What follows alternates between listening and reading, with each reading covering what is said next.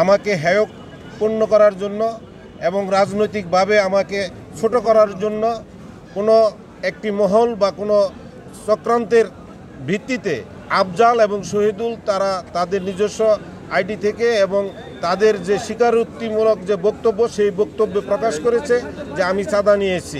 প্রশ্ন ওঠে না, আপনারা জানেন আমার একটি প্রতিষ্ঠান আছে আপনার কার এম্পিয়ার, যেটি আপনার বাড়িদারা যে ব্লকে, যার মালিকানা হলো আমার একমাত্র ছেলে জনাব সাইব সরকার নিজুম।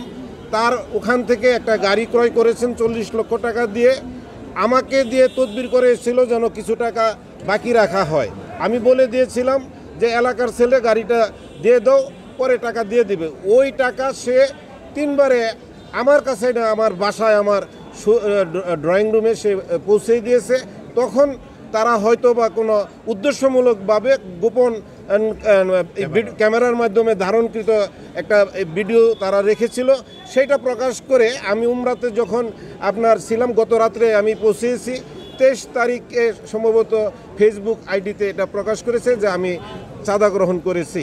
কিন্তু আমার অনুপস্থিতিতে আমি যদি চাঁদাই গ্রহণ করি তাহলে আমার বাসায় বসে নিয়ে আমাকে চাঁদা দিয়ে আসবে।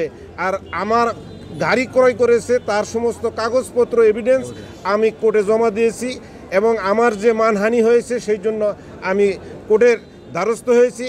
আমি বিশ্বাস করি যদি ওই সকল ব্যক্তি আফজাল এবং শহীদুলের যদি সৎ সাহস থাকে তারা কোর্টে আসুক, কোর্টে এসে তারা মোকাবেলা করুক এবং সেখানে সত্যের জয় হবে ইনশাল্লাহ। আমি বিশ্বাস করি যে আমি ইনশাল্লাহ